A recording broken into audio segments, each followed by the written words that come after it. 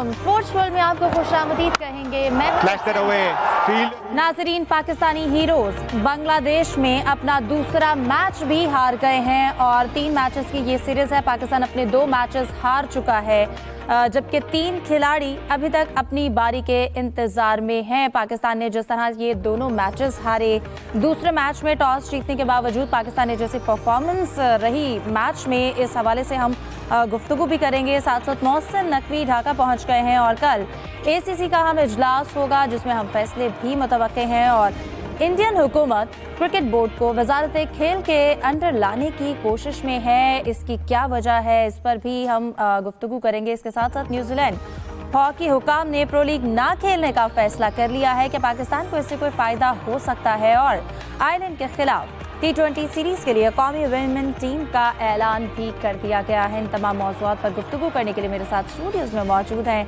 जाहिद मकसूद साहब, यूसुफ अंजुम और हमारा साथ दे रहे हैं सलीम खारिक साहब भी। उम्मीद करती हूँ आप लोग खैरियत से होंगे। सबसे पहले मैं जाहिद साहब आपसे आगाज़ करती हूँ। पाकिस्तानी टीम की जो परफॉर्मेंस रही दूसरे मैच में, नताइज जो हैं वो बिल्कुल पक्के रहे। बेशक हमने पहले मैच में ये बहाना बनाया या ये वजह दी कि हम टॉस हारे, हम पहले फील्डिंग करना चाहते थे। दूसरे मैच में वो सब कुछ हुआ लेकिन हम हार गए। देखें, इस मौजूदा सीरीज़ में क्योंकि हम बार बार ये कहते हैं कि नई टीम गई है, नई टीम गई है, और इसमें से सिवाय अहमद दनियार या सलीम और चंद एक जो है प्लेयर्स के अलावा मोस्टली जो थे वो बांग्लादेश में खेल चुके हैं, बिग बैश खेल चुके हैं, जितने भी बाकी खिलाड़ी हैं। और वहाँ का ये कहना कि कंडीशंस उनको बिल्कुल ही साजगार नहीं है, ये उनको इल्म नहीं है, ये बिल्कुल गलत होगा। अब पहले मैच में तो ये जवाब था कि टॉस हार गए, इनको बैटिंग करना पड़ी, बैटिंग फेल हो गई। कल के मैच में फिर जैसा सलमान आगा ने, कप्तान साहब ने कहा कि चेज़ करने में हम आसानी महसूस करते हैं, तो वो 133 रन भी चेज़ ना कर सके। और बाद में प्रेस कॉन्फ्रेंस में उन्होंने कहा जी 10 रन हमने उनके ज़्यादा बना दिए थे। अब बात ये है 5 और 10 रन पर भी चली गई है, ये हाल है टीम का। हालांकि होना ये चाहिए था कि बांग्लादेश की टीम की पहली इनिंग्स में जो बॉलिंग थी उससे सीख ले पाकिस्तानी टीम कुछ, और बांग्लादेश ने जैसी बैटिंग की है दूसरी इनिंग्स में, इससे भी कुछ सीखने की कोशिश करें कि आपने 4 विकेटें जो है बहुत जल्दी ले ली हैं, 40-45 रन पर ले ली। जब हमारा कल प्रोग्राम जारी था, एक गैर यकीनी कैफियत तो हमारी टीम पे हमेशा होती है जो हमारे अंदाजे भी गलत साबित कर देती है, प्रेडिक्शन जो है गलत साबित कर देती है। और फिर स्कोर देखें, जब हम यहाँ से गए तो हमने कहा था 2 अच्छे बैट्समैन हैं, जाकर अली और मेहदी हसन, और स्कोर को 133 तक ले गए। 133 एक जरा स्कोर तारीफ कर दी थी, ज़्यादा भी कर दिया उन्होंने स्कोर, लेकिन वो चीज़ किया जा सकता था। इब्तदाई बैट्समैनों का वही हाल है जो पहले था। साइम अयूब जिस पे आउट हुए हैं उसमें कहा जा सकता है थोड़ा सा उनको बेनिफिट दे सकते हैं, क्योंकि फील्डर ने बहुत अच्छी वो डाइव लगाई है, बल्कि उसे गेंद निकल गई थी। जाकर अली ने पकड़ते ही उसको विकेटों में मार दिया, साइम रन आउट हो गए। फिर इसके बाद चिरागों में रोशनी नहीं रही, पैर दर पैर विकेटें गिरती गई। बार बार हम मोहम्मद हारिस का भी जिक्र करते हैं, सलमान आगा का भी जिक्र करते हैं, हसन नवाज जो हम समझते हैं हमारे उभरते हुए हीरो हैं। 10 इनिंग्स में उनकी 1 सेंचुरी है जो ऑकलैंड में बनाई थी, जो मुख्तर ग्राउंड था वहाँ पे। इसके अलावा मुसलसल वो फेल हो रहे हैं। हम बिल्कुल समझ नहीं सके कि पाकिस्तान मैच यहाँ नहीं हो रहा है, कज़ाफ़ी स्टेडियम या कराची या रावलपिंडी में मैच नहीं खेला जा रहा, ये बांग्लादेश में खेले जा रहा है। वहाँ की कंडीशंस को थोड़ा सा इनको समझना होगा और वो नहीं समझते। फिर क्योंकि एंड पे आ जाऊँ, अगर फ़हीम अशरफ को क्रेडिट देना चाहिए कि उन्होंने 50 की वाहिद खिलाड़ी थे, बड़ी समझदारी के साथ खेले। अब्बास अफरीदी और अहमद दानियाल ने उनका साथ दिया, लेकिन अब ये बेहतरीन मौका था वहाँ पर हीरो बनने का और बना जा सकता था, लेकिन एंड पे जो है पाकिस्तान वही हुआ। 2007 में मिसबा की शाट से लेके आज तक हम इस बात पर भी खुश हो जाते हैं कि टीम ने फ़ाइट अच्छी की है। और बड़ा अफसोस हुआ कि पाकिस्तान ना सिर्फ मैच हारा, बल्कि पहली दफ़ा पाकिस्तान जो है वहाँ सीरीज़ भी हार गया। और अब माशाल्लाह अगला तीसरा मैच है, वो क्लीन स्वीप के भी लाले पड़ जाएंगे पाकिस्तानी टीम। बिल्कुल। सलीम साहब क्या आप कहेंगे, कोई काम था इन लोगों को, इन्होंने ड्रेसिंग रूम में जाना था, कोई काम था जो जल्दी जल्दी में थे, सारे टिक नहीं सके विकेट पे, एक खिलाड़ी के आउट होने के बाद कोई आपके पास खबर पहुंची हो, कुछ काम ज़रूरी थे वहाँ पर इन लोगों के? क्या शायद खाना ही अच्छा पका हो, उसी का इंतजार हो रहा हो कि चलो खुशबू अच्छी आ रही है, जाके आराम से खाना खाते हैं। 15 रन पे 5 विकेट, इमेजिन, सोचें आप। हम तो तसव्वुर नहीं कर सकते कि किसी बड़ी टीम के खिलाफ ये हाल हो। बांग्लादेश के खिलाफ 15 रन पे 5 विकेट, क्या परफॉर्मेंस है, क्या कहें इस पर। देखिए, हमने कुछ प्लेयर्स को बहुत ज्यादा चढ़ाया हुआ है, ओवर रेटेड प्लेयर्स हैं कुछ इसमें ना। जैसे साइम अयूब की बहुत बात होती है, स्टैट्स निकाल के देखें, 1-2 अच्छी इनिंग है उनकी पूरी कैरियर में, लेकिन हमने उनको कहा सईद अनवर है, ये है, वो है। भाई तुमने शॉट खेला, फील्डर है, उसने डाइव लगा के रोकी, देखो तो कि गेंद रुक गई, आगे निकल आए। और फिर फखर को ऐसे खा जाने वाली नजरों से देख रहे थे जैसे फखर की गलती है। अब फखर पागल है कि फील्डर के हाथ में गेंद तो चला जाएगा। इसी तरह बाकी हसन नवाज का समझ नहीं आ रहा, एक उन्होंने एज अ ओपनर सेंचुरी की, उसके बाद मुसलसल उनकी कोई परफॉर्मेंस ही नहीं है और समझ ही नहीं आता खेलते कैसे हैं। मुझे तो उनकी जो कोई क्रिकेटर भी ज्यादा बेहतर बताएगा, लेकिन टेक्निकल लग रहे हैं इश्यूज। फखर जमान कल भी एक दफा पहले आउट होते होते बचे थे, लेकिन फिर बाद में वो नहीं चल सके। हारिस बहुत सीरियस पाकिस्तान को जरूरत है कि एक अच्छा विकेट कीपर बैटर पाकिस्तान तलाश करे, क्योंकि बिल्कुल हारिस का समझ नहीं है कि बहुत कम ऐसा होता है कि बिल्कुल ऐसी फ्लैट पिच हो बहुत ज्यादा तो वो रन कर देते, नहीं कर पाते। और ना सलमान अली आगा का मसला यही था कि उनका स्ट्राइक रेट का था, कल भी देखें आप, और 6 ओवर से ज्यादा ऐसे हो चुके थे जिसमें कोई चौका नहीं लगा था। शायद यही प्रेशर उनको ले डूबा, तो उन्होंने कोशिश की और हाथों में गेंद देकर चले गए। और मोहम्मद नवाज को देख लें, जिसको भी देखें ऐसी बैटिंग हो रही थी कि समझ नहीं आ रहा था कर क्या रहे हैं, चाह क्या रहे हैं। उस दिन मैंने आपको बोला था कि मैं दुआ कर रहा था या अल्लाह किसी तरह 100 हो जाए, कल मैं दुआ करना था या अल्लाह किसी तरह 50 हो जाए, थोड़ी तो इज्जत बच जाए। मतलब अब ये नौबत आ गई है कि बांग्लादेश के खिलाफ ये हाल हो रहा है। फिर हमारे माशाल्लाह ऑलराउंडर थे, कल फहीम अशरफ तो खैर चल गए, उन्होंने अच्छी इनिंग खेली, लेकिन शायद वो हीरो बनना उनकी किस्मत में नहीं था कि एंड में वो आउट हो गए। हालांकि उस वक्त जब वो आउट हुए मैच पाकिस्तान जीत सकता था और एक उम्मीद हमें हो गई थी कि शायद हम मैच जीत जाएं। उनको एक कैच भी उनका छूटा था, अगर वो कैच हो जाते, खुशदिल का भी एक कैच ड्रॉप हुआ था, तो बांग्लादेश ने अगर ये 2 कैचेस नहीं छोड़े होते तो 100 रन पाकिस्तान नहीं कर पाता। अब आ जाए बॉलिंग पे। बॉलिंग भी बहुत हमारी गैर मेयारी, पेस में हम लोग शुरू से बात कर रहे हैं कि एक ना तजुर्बेकारी नजर आ रही है और वो सामने आ गई, अब्बास आफरीदी हो। फहीम अशरफ को जो विकेट मिली ना, मैं कहता हूँ आप वो रिप्ले जरूर देखिएगा। उनको विकेट ये मिली कि वो बैट्समैन जो था उसने पूरी विकेटें छोड़ के दूसरी तरफ चला गया। अब कोई बॉलर होता सेंसेबल, वो करता उसको विकेट के अंदर गेंद करता, बोल्ड कर देता उसको। फहीम भाई माशाल्लाह उधर ही गेंद की जिधर जाके वो खड़ा हुआ है, और आफरीन ने उस बैट्समैन की दी कि वो उसमें भी आउट हो गया जी। तो इस तरह की बॉलिंग, स्पिनर्स वगैरह सब आप देख लें, 4 विकेटें जल्दी ले ली थी तो इतने रन करवाने की कोई तुक ही नहीं थी। ओवरऑल बहुत खराब परफॉर्मेंस। सलीम साहब शायद इजी हो गए थे हम लोग पहले 4 आउट करके, क्योंकि यूसुफ, जैसा कि जाहिद साहब ने भी गुफ्तगू के आगाज़ में कहा, कल जब हम प्रोग्राम एंड कर रहे थे उस वक्त 4 विकेटें गिर चुकी थी, शायद टीम ज़्यादा इजी हो गई थी, इसलिए जितना स्कोर बना वो बनना नहीं चाहिए था। हमने वो स्कोर भी बनाया, फिर हम चेस भी नहीं कर सके। और वही बात, इसको फाइट बैक नहीं कहेंगे, आप बेहतर बता सकते हैं कि हम सिर्फ 8 रन से हारे। एंड पर जाकर क्या हो गया, पहले भी आपने प्रेशर जो है वो बिल्ड किया टीम पर और उसके बाद वो खुद ले लिया प्रेशर, और लास्ट पे भी जाके कि एक तरफ लगता था कि हम जीत जाएंगे, लेकिन फिर हम हिम्मत हार गए। देखें, इसमें भी हम देख सकते हैं कि जो फहीम अशरफ के 3 कैच ड्रॉप हुए थे, अगर वो उस वक्त पकड़े जाते तो फिर हमारा हाल क्या होता। इससे आप अंदाज़ा लगा लें कि किस तरह की एक जो प्लानिंग नज़र नहीं आई किसी किस्म की भी। सिर्फ ये शायद उनको कहा गया था कि जाकर अपनी गेम खेलें, खुलकर खेलें। खुलकर खेलने का पहले भी हमने जिक्र किया कि मतलब ये नहीं होता कि आप अंधाधुंध अपने जाके सिर्फ बैट ही घुमाना है, कि अगर लग गई तो ठीक है, वरना आउट तो आपने होना ही है। तो प्लानिंग ज़रूरत होती है। अगर आपको इतना रन आपने चेज़ करने थे, इतना बड़ा टोटल भी नहीं था जिसको बआसानी चेज़ किया जा सकता, तो इसका सबक इसको सीखना चाहिए था बांग्लादेशी बैटर्स से, जिन्होंने पहले मैच में पाकिस्तान के खिलाफ रन चेज़ किए थे।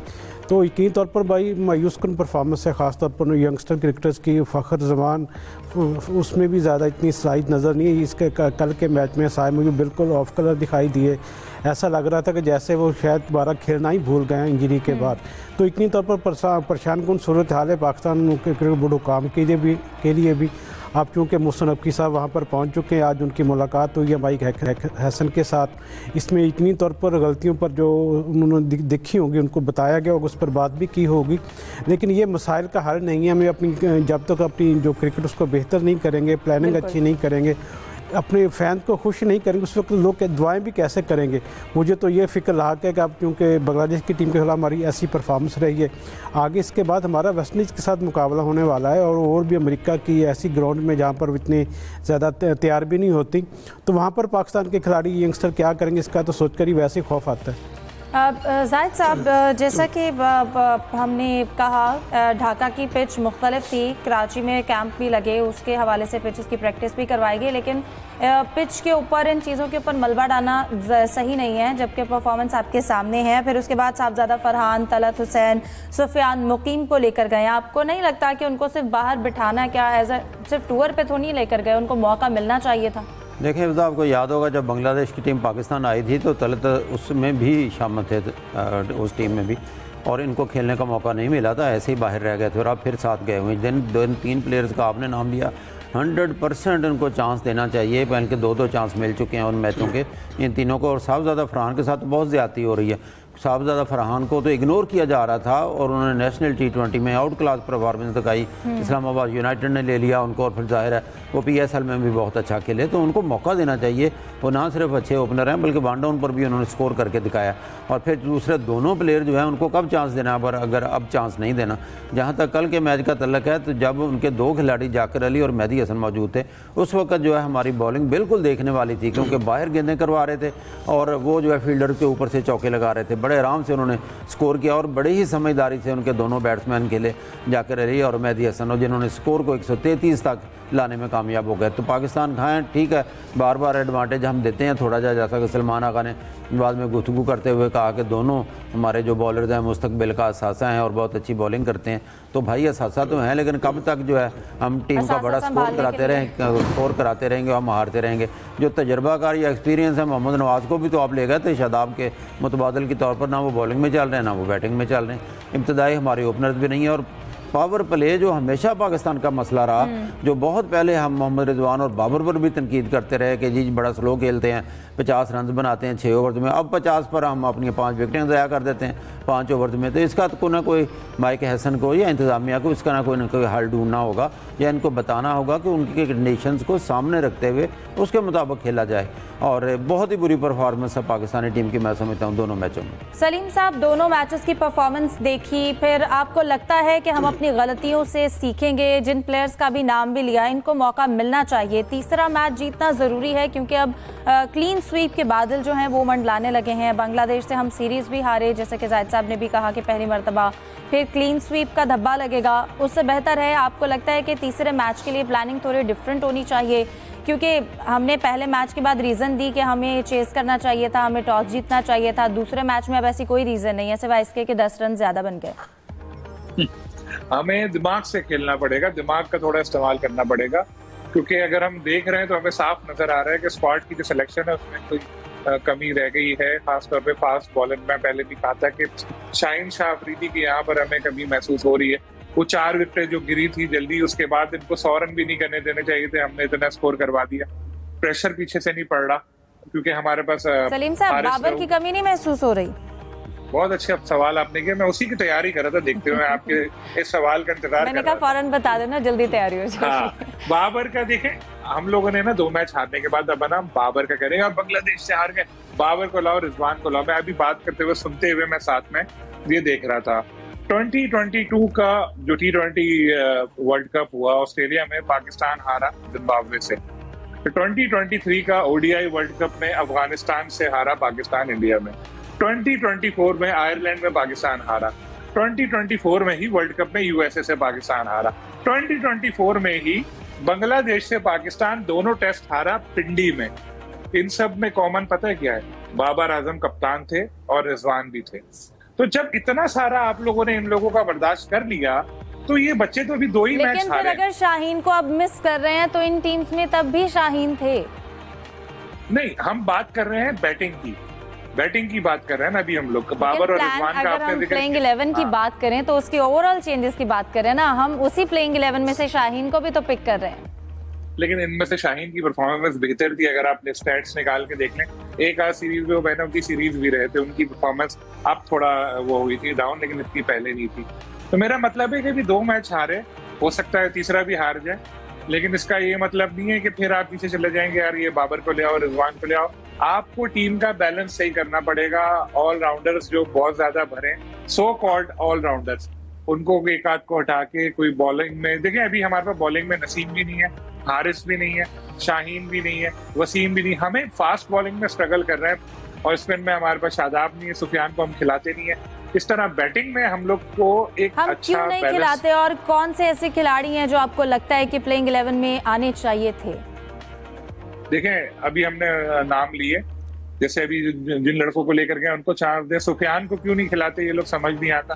फिर जहां पर ये बॉलिंग में जो एक दो लड़के तो सीनियर रखते हैं, लेकिन इन्होंने शायद, मुझे ऐसा लगता है कि बहुत ज्यादा ना फॉर ग्रांटेड ले गए थे कि यार बांग्लादेश है, बांग्लादेश को हरा देंगे। बदकिस्मती से मुझे भी ऐसे ही लग रहा था कि यार ये बांग्लादेश है, बांग्लादेश को हरा देंगे, लेकिन बांग्लादेश ने हमें गलत साबित किया। ये हमारी बैड लक है कि जब वो सीरीज शुरू हुई नहीं, बांग्लादेश ने नहीं आपको गलत साबित किया। कल हम तीनों की प्रेडिक्शन थी, हमारी टीम ने बताया कि हम अनप्रेडिक्टेबल हैं और हमारी टीम ने हमें गलत साबित किया है। हाँ, बांग्लादेश भी अभी देखे ना, श्रीलंका को हराया, उससे पहले हारते चले आ रहे थे, इवन यूएई से भी हार गए थे। फिर जब हमारे से सीरीज आने लगी तो श्रीलंका को हरा के फॉर्म में आ गए, और यहाँ हमें हरा दिया। हम रो रहे हैं यार, पिच सही नहीं है, पिच बदलो। बच्चे नहीं रोते थे, बचपन में मैच होते थे जाके रोते थे, वो तूने ऐसा कर दे, तूने ऐसा। हम कहते हैं यार ये पिच सही नहीं है, तुम्हें चाहिए था कजाफी स्टेडियम की तरह की पिच बनाते, हमें 200 रन बनाते, हम विकेटें छोड़ छोड़ के छक्के मारते हैं, यहाँ तो गेंद हमारे बैट पे ही नहीं आ रही है। इस तरह से करना चाहिए था। तो जब इसमें काफी सारे अभी माइक हैसन जो है, इनको चाहिए कि इस टीम को समझेंगे पाकिस्तान की टीम है, ये इस्लामाबाद यूनाइटेड की टीम नहीं है। क्या आपने ना हर मैच में 2-3 इस तरह के फैसले किए, ऑलराउंडर भर दिए और फिर वो जीतने लगे, फिर हारे भी तो थे पीएसएल में इस दफा। तो कुछ करना पड़ेगा, नहीं तो फिर मैं वही कह रहा हूँ कि वही आवाजें उठेंगी, आप जैसे लोग शोर मचाएंगे, बाबर रिजवान को लेकर आओ, फिर बाबर रिजवान आएंगे, फिर हम बोलेंगे कि स्ट्राइक रेट इनका कम है, और फिर वर्ल्ड कप आने वाला है अगले साल, एशिया कप शायद हो जाए, तो फिर वही सारी चीजें। सलीम साहब पॉइंट आउट करें आप जैसे लोग। अब इसके बाद मैंने बाबर और ना शाहीन का बैनर लेकर बैठने पॉइंट आउट करने के लिए, लेकिन वही रीजंस है। हमने देखा, जो हमने पहले मैच में रीजन दी, इसी पिच पर बांग्लादेश ने चेस भी किया, टॉस हारा भी, लेकिन उसके बावजूद दोनों मैचेस जीत कर दिखाए, पहले बॉलिंग करते हुए और पहले बैटिंग करते हुए, लेकिन दोनों मैचेस जीते। नताइज यूसुफ हमारे सामने हैं और हमारे रीजंस और बांग्लादेश की परफॉर्मेंस भी हमारे सामने है, तो किसी भी तरह से जस्टिफाई नहीं करती हमारी परफॉर्मेंस को। अब इसके साथ साथ तीसरा मैच है, क्लीन स्वीप का डर भी है, और इसके साथ साथ कल एसीसी का इजलास भी है, अहम फैसले भी एक्सपेक्ट किए जा रहे हैं। और इसके साथ साथ क्या लगता है, भारत इजलास में शिरकत कर रहा है, बाइकआउट करेगा, इस हवाले से क्या इत्तलात है? देखिए, अभी तक जो इत्तलात हैं उसमें ये है कि इंडिया तो बिल्कुल नहीं वहाँ पे आ रहा, ना उनका कोई नुमाइंदा फिजिकली तौर पर वहाँ पर आएगा, ना वो ऑनलाइन उस पर पार्टिसिपेट करेंगे। रही बात श्रीलंका की, उसके बाद कहा गया था कि ओमान की उनके साथ भी मामला तय पा गए हैं इंडिया के, तो मेरे ख्याल में उन्होंने यकीन दहानी करवाई है कि वो कम से कम ऑनलाइन ज़रूर इस इजलास का हिस्सा होंगे। जैसे इंडिया की अब सोच है, प्लानिंग है कि पाकिस्तान को नाकाम बनाना, और ख़ासतौर पर जब से ये मोहसिन नकवी साहब एशियन क्रिकेट काउंसिल के सदर बने हैं, तो वो थोड़ा ख़ाइफ है इनसे, कह लें कि वो दूर भागना चाहते हैं पाकिस्तान के मामला से। तो उनकी यही कोशिश होती है किस तरीके से इस इजलास को उसका बाइकआउट करवाया जाए। पहले उन्होंने कोशिश का वेन्यू चेंज किए, लेकिन वो नहीं हो पाया। बाकी जितने ममालिक थे उन्होंने एशियन क्रिकेट काउंसिल की हिमायत की कि ये वेन्यू बेहतर है, यहाँ पर आपने जो फैसला की इसी पर हम सब लोग यहाँ पर इकट्ठे होंगे। तो मेरे ख्याल में अब थोड़ा सा इंडिया को अपनी जो रवायत है उसको थोड़ा बदलना पड़ेगा कि पाकिस्तान की मुखालफत करके, पाकिस्तानी हुकाम की मुखालफत करके आप दुनिया का दिल नहीं जीत सकते। रही बात एशिया कप के हवाले से, तो एशिया कप मेरे ख्याल में कोशिश तो इंडिया ज़रूर करेगा किसी तरीके से रखना डाल के कि हम ये फ़ैसले जो हमारी अदम मौजूदगी में उसको हम तस्लीम नहीं करते। लेकिन एशियन क्रिकेट काउंसिल में सिर्फ इंडिया नहीं है, बाकी ममालिक भी हैं, 16-17 ममालिक ने उसमें जो उनके नुमाइंदगान हैं उन्होंने उसमें कन्फर्मेशन की है इजलास में आने की, यकीनी तौर पर एक अच्छा प्लेटफार्म एशियन जो क्रिकेट उसको बेहतर करने के लिए। तो एशिया कप को मेरे ख्याल में मामूल के मुताबिक ही जैसा पहले प्लान किया गया उसके मुताबिक ही होगा। और इसके अलावा भी क्योंकि जो बहुत सारे छोटे जुन की सतह पर भी मुकाबले इसमें एशिया में होते हैं, उस पर भी यकीनी तौर पर बात होगी। और ये पहला एक इजलास होगा जो ढाका में एशियन क्रिकेट काउंसिल का होगा, जिसकी सरबराही मोहसिन नकवी साहब करेंगे। मोहसिन नकवी साहब आज सुबह वहाँ पर पहुँचे, जो बांग्लादेश क्रिकेट बोर्ड के सदस्य, उन्होंने इस्तकबाल भी किया। तो यकीनी तौर पर आने वाले कल 1 या 2 दिन में ये फैसला हो जाएगा कि इंडिया की टीम इस वक्त कहाँ खड़ी है, इंडिया कहाँ अपने आप को महसूस कर रहा है, क्या वो उसको जैसा उसने पाकिस्तान को तनहा करने की कोशिश की थी, क्या अब उसको सारे लोग मिलकर तनहा नहीं कर देंगे। इसका फैसला आइंदा से चंद घंटों में हो जाएगा। क्यों जाहिद साहब, आपको क्या लगता है इंडिया को इस तरह से तनहा करना, फिर एसीसी में आपको क्या लगता है, क्या किस तरह से फैसले एक्सपेक्ट किए जा रहे हैं आइंदा आने वाले एशिया कप को लेकर स्पेशली, और फिर भारत की शमूलियत और इसके हवाले से? देखिए हमजा, बात तो शुरू हो गई थी चैम्पियंस ट्रॉफी से।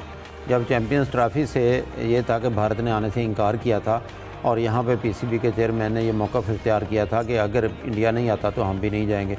वहाँ से तलखियाँ पैदा हुई। फिर आपके सामने ही है चैम्पियंस ट्रॉफी जिस तरह से हुई, भारत की टीम यहाँ नहीं आई, कैप्टन प्रेस कॉन्फ्रेंस में भी नहीं आए, ओपनिंग में भी चलें, बाकायदा ओपनिंग नहीं होती क्रिकेट की, लेकिन होता बाज़ औक़ात कप्तान इकट्ठे हो जाते हैं, उनकी ग्रुप फ़ोटो वगैरह शेयर होती है। वो काफ़ी पेचीदगियाँ हुई एक ही वेन्यू पर। बाद में इंग्लैंड और बाकी टीमों को एहसास हुआ, फिर एतराज़ भी किया गया कि एक ही वेन्यू दुबई का दे दिया गया जहाँ पे भारतीय टीम बैठी थी, बाकी टीमों को सफ़र करना पड़ा, इंग्लिश का सफ़र भी और दूसरा सफ़र भी करना पड़ा। तो बात वहाँ से हो गई थी। तलखियाँ बढ़ते बढ़ते फिर जब जंग के बादल मंडराने लगे और जंगी जुनून में भी मुबतला हो गया तो बात और ज़्यादा बढ़ गई। फिर ज़ाहिर है उनको मोहसिन नकवी भी अच्छा नहीं लगता तो पाकिस्तान भी अच्छा नहीं लगता। हर सूरत में आप देखें बांग्लादेश के साथ इंडिया के मरासम बहुत अच्छे हुआ करते थे। जब बांग्लादेश में चेंज हुई गवर्नमेंट और हसीना वाजिद की गवर्नमेंट उतर गई है तो अब उनको वहाँ भी सिक्योरिटी खदशात नज़र आने लगे। हालांकि वहाँ इजलास में आना चाहिए, इजलास में आएँ, अपनी बात मनवाएं। ACC या ICC का जब भी कोई इवेंट होता है तो वो फंड्स सिर्फ एक मुल्क को नहीं जाते, या सिर्फ ACC और ICC अपने अकाउंट में नहीं रखती, वो बहुत से मुल्कों में क्रिकेट के फ़रोग के लिए भी जाते हैं और जो हिस्सा लेते हैं उनमें भी तकसीम किए जाते हैं। तो ये सारी बातें सामने रखना पड़ेंगी। अगर आज कल इंडिया भी बाइकाट करता है तो एक अफसोसनाक अमर होगा कि फिर जो है इस मसला हल नहीं निकाला जा रहा और इसको मज़ीद जो है बढ़ावा जा रहा है। उसका नुकसान किसको होगा? ओवरऑल क्रिकेट को नुकसान होगा। पाकिस्तान भी अपनी लॉबी करेगा, इंडिया जो है अपना असर रसूख, जैसा कि वो कहा जाता है कि IPL का भी कुछ झांसा दे देते हैं बाकी प्लेयर्स को, यहाँ खेलें, ज़्यादा पैसे हैं, या इंडियन टीम एक आध मैच दे देती है। नो डाउट क्राउड ज़्यादा है, इंडिया का शौक़ ज़्यादा है, वहाँ लोग खेलने के लिए आते हैं, लेकिन ओवरऑल नुकसान होगा और क्रिकेट का होगा। बिल्कुल क्रिकेट का नुकसान होगा, लेकिन इंडिया इतनी जल्दी और स्मूथली चीज़ों को सेटल डाउन नहीं होने देता। डिस्कशन को जारी रखते हैं, एक ब्रेक के बाद हमारे साथ होगी।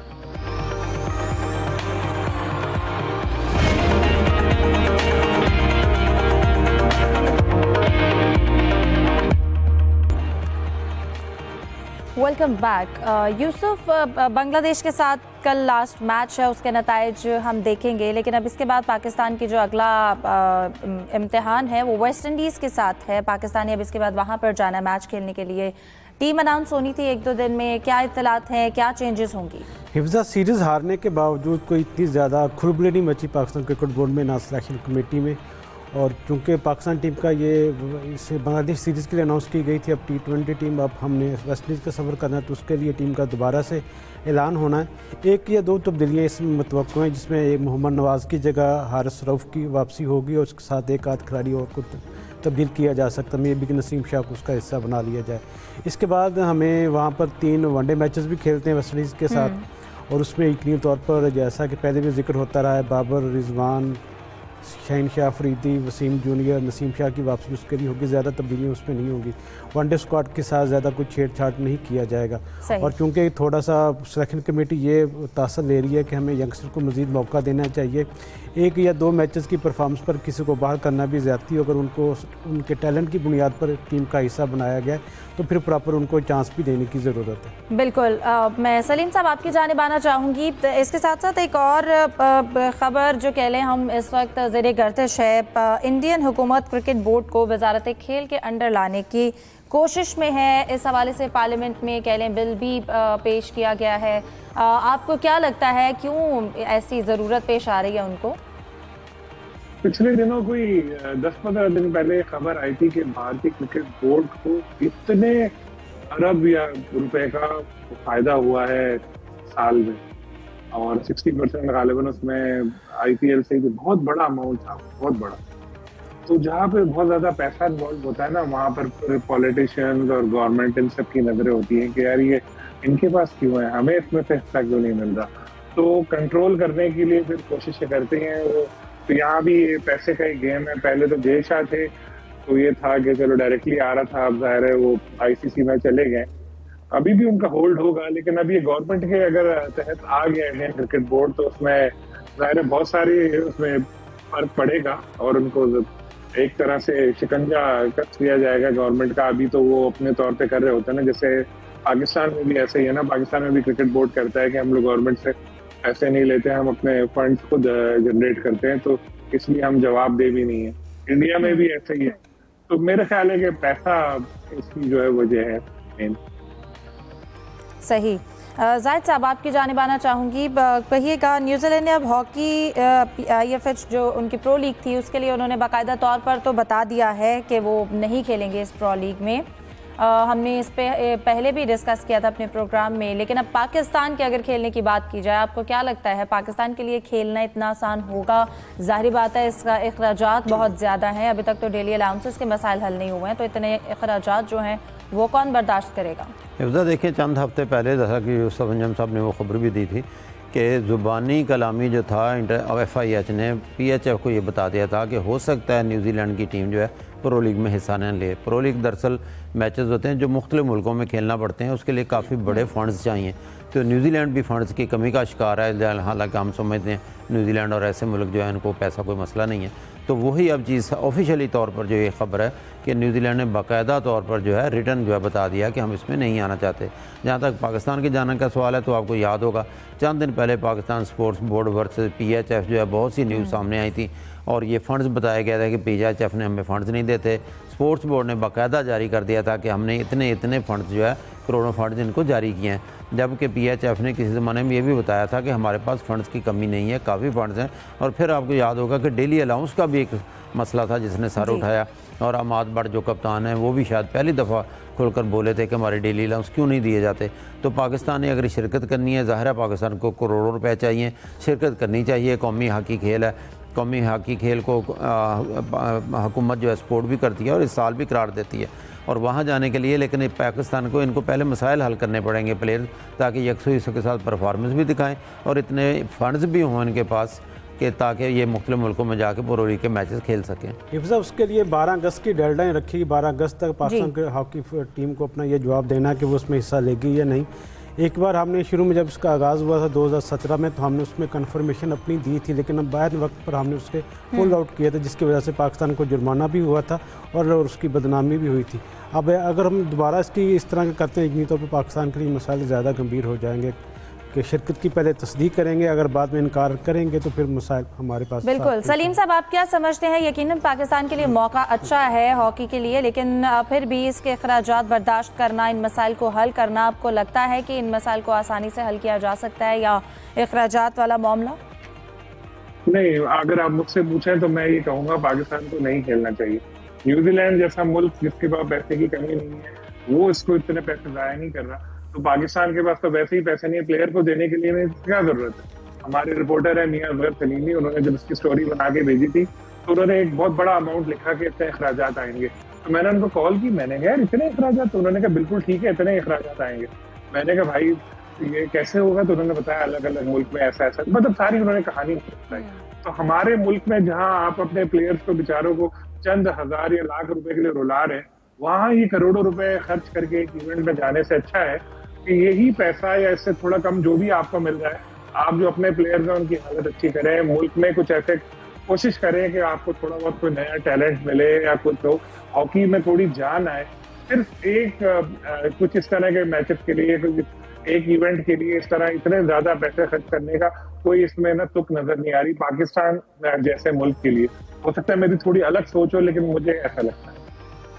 बिल्कुल ठीक है। जाते जाते कल तो हमारी प्रेडिक्शन वैसे गलत साबित हुई, लेकिन मैं आप तीनों से पूछना चाहूँगी, आपको क्या लगता है पाकिस्तान क्लीन स्वीप से बांग्लादेश के साथ बच सकेगा? सलीम साहब, आपको क्या लगता है कल के मैच के हवाले से? आप क्या समझ रही थी कल? आप मुझसे पूछते कि पाकिस्तान जीतेगा हारेगा, मैं कहता हारेगा, और वो लोग डंडे लेके मेरे पीछे पड़ जाते। नहीं, ऐसा नहीं है। आई होप इंशाल्लाह टीम देखे बैलेंस अच्छा रखें, जीतेंगे, अभी भी जीत सकते हैं। बिल्कुल जीतना चाहिए, बैलेंस अच्छा होना चाहिए। यूसुफ, पाकिस्तान टॉस जीत गया तो मैच मेरे ख्याल में उसको जीतना चाहिए। जाहिद साहब, हिफ्ज़ा देखें नंबर 9 तक पाकिस्तान की बैटिंग लाइन है और दोनों मैचों में पहली दफ़ा पूरी की पूरी पाकिस्तान आउट हो गई, तो इतने ऑल आउट सबको खेलने का मौका मिला और कल के मैच में भी सबको खेलने का मौका दिया जाएगा। प्रोग्राम का वक्त खत्म हुआ जाता है। तीनों मेहमानों को बहुत शुक्रिया, दीजिए इजाजत, अल्लाह हाफ़िज़।